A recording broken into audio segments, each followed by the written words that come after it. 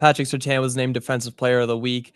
Bo Nix spoke in his upcoming matchup, and the Avs took a crushing loss last night. This is your Denver Sports Daily for October 10th. Let's go. Taking you through your morning headlines, it's Denver Sports Daily with Rachel V. Hill. Patrick Surtain has been named the AFC Defensive Player of the Week. Did we expect anything less? The Broncos beat the Raiders for the first time since 2019 off the back of his incredible performance. Surtain had recorded 2 picks. 1 went for a touchdown and 3 tackles. This is just the second time that Surtain has been named the Defensive Player of the Week. The first being in 2021 after he beat the Chargers in Week 12. He played incredibly. The entire defense was all they were all in such a flow. So for him to be leading that defense out there, obviously with the way they took down the Raiders and dismantled their entire offense, we couldn't have expected anything less for him. He dominated on the field. There was nothing better that he could have done that would have made his performance any better. He's the second player to win this award this season, as Will Lutz won earlier this year in Week 3 at Tampa Bay. Kind of funny, Will Lutz too. I mean, special teams player of the week. That's awesome, man. Congratulations to both of them. But Patrick Surtain, man, just incredible performance. Him and Riley Moss were locked down against the Raiders. Locked down. There was nothing getting past them. I've seen videos calling them the no-fly zone 2.0, and I'm not going to go that far yet. The no-fly zone was something completely different. But they have the kind of the abilities there. They've got some of the players there that can make some of those big plays, and they don't even have their full team back. So once the Broncos are fully healthy and they get everybody out on the field, I think that the Broncos defense is going to be the best in the league at the end of the season. I firmly believe that they could be the best defense in the league at the end of this season. So we'll just have to keep watching. We expecting more performances like this from Patrick Surtain, but still getting out that early, that's important. And that's important for his confidence and for the team's confidence. So great job. This award is well-deserved. Congratulations, Patrick Surtain. Moving on, Bo Nix spoke on his upcoming matchup with the fellow Oregon Duck, Justin Herbert.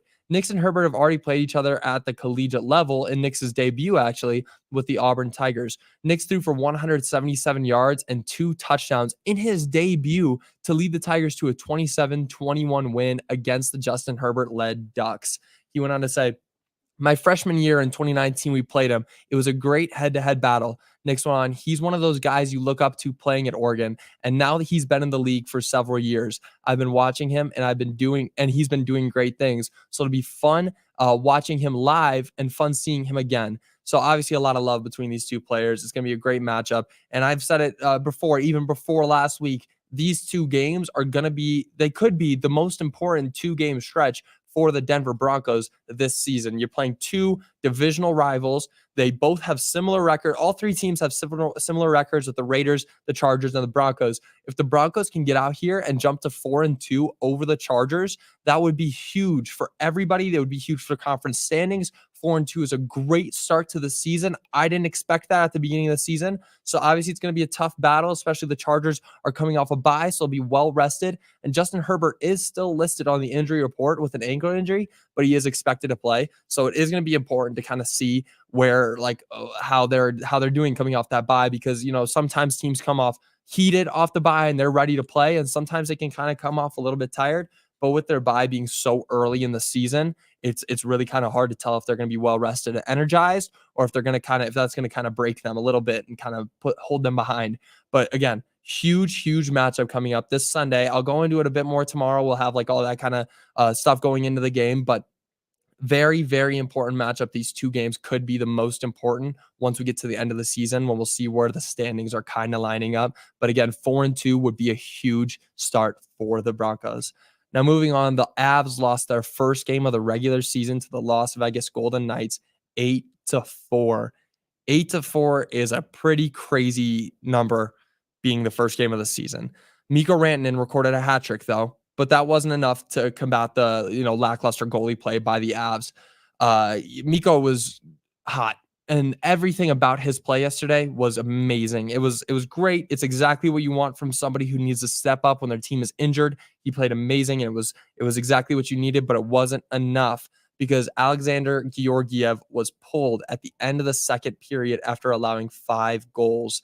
Backup Eustace Annunen didn't do much better, though, allowing 3 goals in the third.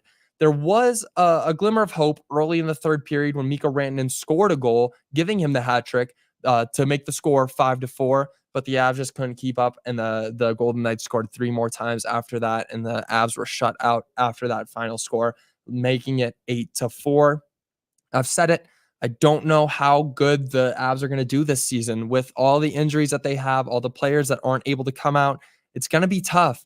But with people like Mikko Rantanen, it's, there are glimmers of hope. There are glimmers of hope that maybe he can kind of lead the team when, Cale Makar is still there and he's playing, well. That game yesterday was terrible, though. And I will say there was nothing that showed me that this team can win except for Mikko.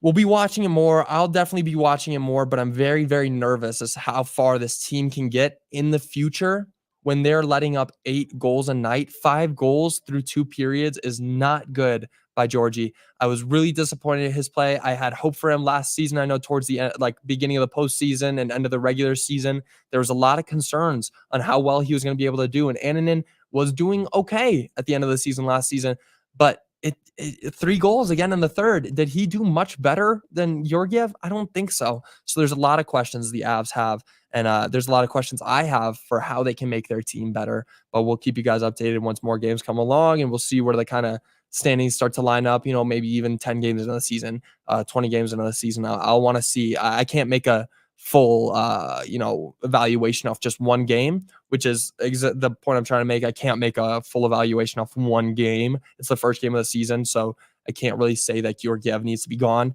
but still very, very troubling that they're letting up 8 goals in the first game against the Knights. Now, moving on to the New York Mets, they are the first team to make it to the league championship so far in the MLB playoffs. If you guys have watched any of the playoffs this season, it's been incredible. They've been so much fun. Teams are blowing each other out. They're coming back. After beating the Phillies yesterday with a final score of 4-1, the Mets advanced, the first team to advance to the NL championship. Now, both the New York Yankees and Detroit Tigers also look to advance tonight as they head into their matchup with a 2-1 series lead. Now, the most fun series so far is the Dodgers and Padres. Those games are getting so heated, and right now they're evened up at 2-2 after last night when the Dodgers just came out and they demolished them. So the Dodgers and the Padres both head into a must-win game on Friday. That one's going to be crazy. They're playing at the Dodger Stadium. The crowd's going to be wild. It's win or go home for both teams. That's what's so much fun about when you see these 2-2 scores in this part of the postseason. It's going to be so much fun to watch who can actually pull it out, and I'm very excited. As I've said, I said it before the playoffs started. I got the Dodgers going all the way, so for them to even be tied up with the Padres, it's kind of shocking to me. Not very shocking to me, being that the Padres are very good. But, I've got my money on the Dodgers. I think that they're going all the way. But that's going to do it for your Denver Sports Daily. I do want to read some of your comments. Michael in it again. Good morning, Joey. And go Broncos. Go Bo Broncos. I love that. Go Broncos. Let's see. What next? There we go. Don't panic yet about the Avs, but I think we all saw that goalie was going to be an issue after last season. This may be all we can afford with Val and Gabe's money tied up. Very true. Again, as I said earlier, last season, there were a lot of questions about the goalie position, and neither of those two guys look like the answer right now. But again, it's the earliest you can possibly get in the regular season. So I'm not too down on them yet. But what I saw, there was nothing that showed me that this team can win. Those two were not playing well, Georgie and Annunen. I'm very, very concerned as where we can go moving forward with those two, and if we'll be able to, kind of beat them into shape, get them ready to play. Perfect. Avs need a new goalie. Thoughts, Joey? As I was just saying, it's very early, so I don't quite know. But again, these are the questions we had last season. So we'll have to wait and see. There's nothing we can do right now. As the commenter was said, with Gabe and Val's money tied up, there's not much we can do. So my one hope is that Annunen right now can be the guy. Like I want him to take so much more responsibility onto himself, because we've seen these questions with Georgie have been there for a while. So Annunen was that guy that they were like, okay, maybe he can. And he showed he had a lot of good games last year where he came in and he did really well. But there's still there's a lot of uneasiness for me around the Avs right now. I'm not too confident in how far they can go and if they can really get to the postseason this year. I mean, obviously, I want them to, and I really, really think that they can, but I'm not confident. I'm not 100% sure like I am with teams like the Nuggets, where I'm 100% sure they're going to be able to make it to the playoffs. It's just not that kind of feeling for me with the Avs. But that's going to do it for your Denver Sports Daily today. I'm going to be back with you guys tomorrow for Football Friday. You know, we got a game on Sunday. It's going to be the most important game of the season. Not really, but still, it's going to be up there. I'm very excited for that. I'm going to be back with you guys tomorrow. It's going to be amazing. I will see you guys then and for the next couple weeks. Thank you guys. Everybody have a great day. Bye.